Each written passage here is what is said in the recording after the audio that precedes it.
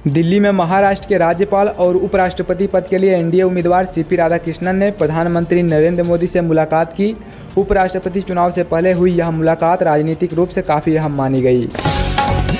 मेघालय की पुलिस ने मणिपुर की 3 महिलाओं को गिरफ्तार किया है। उनके पास से 4 करोड़ रुपए के हेरोइन बरामद हुई है। गुप्त सूचना पर पुलिस ने चौकी पर कार की तलाशी ली, जहां से यह ड्रग्स मिला।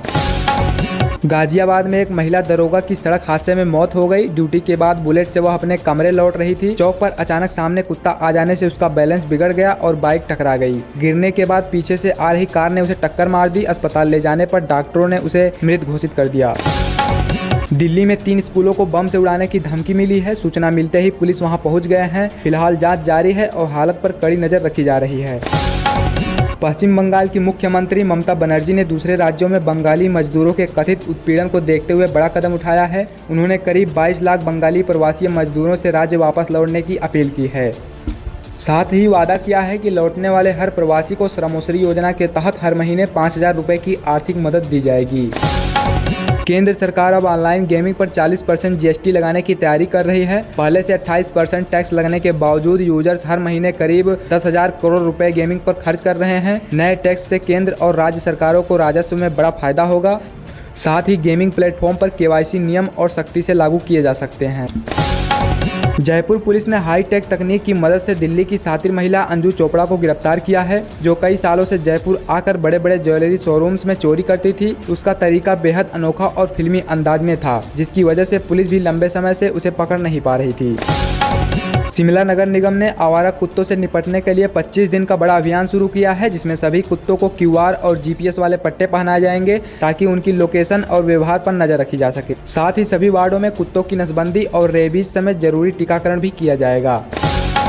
महाराष्ट्र के एक गांव में कूड़ेदान से एक ही दिन की नवजात बच्ची मिली, जिसे ग्रामीणों ने रोने की आवाज़ सुनकर बचाया। बच्ची बोरे में लिपटी हुई थी। उसे तुरंत अस्पताल ले जाया गया, जहां अब वह सुरक्षित और स्वस्थ है। भारी बारिश के कारण फंसे छात्रों को पुलिस ने सुरक्षित बाहर निकाला। बारिश से सड़कें और रास्ते पानी में डूब गए थे। पाकिस्तानी नेता फजल उर रहमान ने बड़ा बयान दिया है। उनका कहना है कि विकास के लिए जारी धन का करीब 10% हिस्सा आतंकवादियों तक पहुंच जाता है, जिससे आतंकवाद लगातार फल फूल रहा है। उन्होंने आरोप लगाया है कि पाकिस्तान की सरकार और सेना दोनों ही इसे रोकने में नाकाम है, जिसके कारण आम नागरिक डर के साए में जिंदगी जी रहे हैं। उर्फी जावेद ने इंस्टाग्राम पर कुछ तस्वीरें शेयर की, जिनमें उनके चेहरे पर चोट और खून के निशान दिख रहे हैं। आंखों के नीचे खरोच और सूजन भी साफ नजर आ रही है। उन्होंने बताया कि यह चोट उनकी पालतू बिल्ली से लगी है। उर्फी ने लिखा कि वह सोफे पर बैठी थी और खेलते खेलते उनकी बिल्ली ने गलती से उन्हें खरोच दिया। एयरटेल नेटवर्क में अचानक आई तकनीकी दिक्कत से यूजर्स को कॉल और मैसेज करने में परेशानी हो रही है। कई लोगों ने एक्स पर शिकायत की है कि कॉल करने में कॉल फेल्ड मैसेज आ रहा है, जबकि मोबाइल इंटरनेट सही चल रहा है।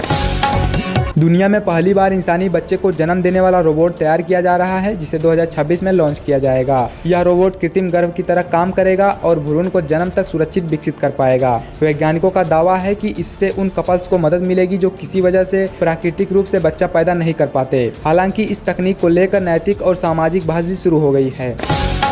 छत्तीसगढ़ के दुर्ग में चौंकाने वाला मामला सामने आया है, जहां बड़ी बहन ने अपनी छोटी ही बहन के 9 महीने के बच्चे का अपहरण कर उसे 7 लाख रुपए में बेच दिया। पुलिस ने बच्चे को सुरक्षित बरामद कर लिया और इस गोरखधंधे में शामिल महिला समेत 4 लोगों को गिरफ्तार किया है। गुजरात के एक जिले में सोमनाथ महादेव मंदिर परिसर में रविवार बड़ा हादसा हुआ। श्रावण मास के अंतिम सोमवार से पहले लगे मेले में 50 फीट ऊंची टावर राइड अचानक गिर गई। इसमें सवार 10 में से 5 लोग, जिसमें से 2 बच्चे भी शामिल हैं, घायल हो गए। घायलों को तुरंत अस्पताल पहुंचाया गया। छत्तीसगढ़ के बीजापुर जिले में सोमवार को नक्सलवादियों द्वारा लगाए गए आईईडी विस्फोट में डीआरजी का एक जवान शहीद हो गया, जबकि 3 अन्य जवान घायल हो गए।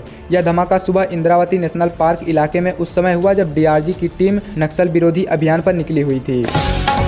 पश्चिम बंगाल में लोगों ने सुप्रीम कोर्ट के आदेश के खिलाफ प्रदर्शन किया। प्रदर्शनकारियों ने सड़क पर उतरकर नारेबाजी की और कोर्ट के फैसले पर आपत्ति जताई, जबकि प्रशासन हालत पर नजर रखे हुए है।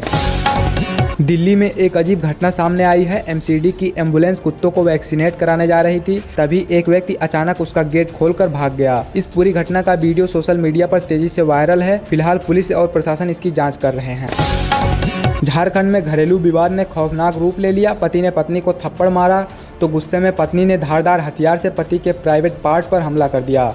उसे काट डाला। गंभीर रूप से घायल पति को अस्पताल में भर्ती कराया गया, जहां उसकी हालत नाजुक बनी हुई है। एयरटेल नेटवर्क बंद होने के बाद सोमवार को जियो और वोडाफोन आइडिया की सेवाएं भी ठप हो गईं। शाम 5 बजे तक जियो पर 200 से ज़्यादा और वोडाफोन आइडिया पर करीब 50 शिकायतें दर्ज हुई। वोडाफोन आइडिया की दिक्कत दिल्ली, मुंबई, कोलकाता, बेंगलुरु, चेन्नई और जयपुर तक रही, जबकि जियो की परेशानी ज़्यादा शहरों में दिखी, जैसे चंडीगढ़, हैदराबाद, लखनऊ, पटना और अहमदाबाद। गुजरात के सूरत में हीरा चोरी की बड़ी वारदात सामने आई है। डायमंड फैक्ट्री में चोरों ने तिजोरी को गैस से काटकर करीब 25 करोड़ रुपए के हीरे चुरा लिए। फैक्ट्री छुट्टियों के चलते बंद थी और चोरी इसी दौरान हुई। सुबह जब फैक्ट्री के मालिक पहुंचे तो तिजोरी टूटी हुई देखकर हैरान रह गए और तुरंत पुलिस को सूचना दी। मेरठ थाना क्षेत्र के प्लाजा पर एक आर्मी जवान से टोल कर्मियों की मारपीट और गाली गलौज का वीडियो वायरल हुआ है। घटना रविवार रात की है, जब जवान कपिल अपने दोस्तों के साथ कार से दिल्ली जा रहा था। टोल पर जाम और फीस को लेकर विवाद हुआ, जिसके बाद टोल कर्मियों ने उस पर हमला कर दिया।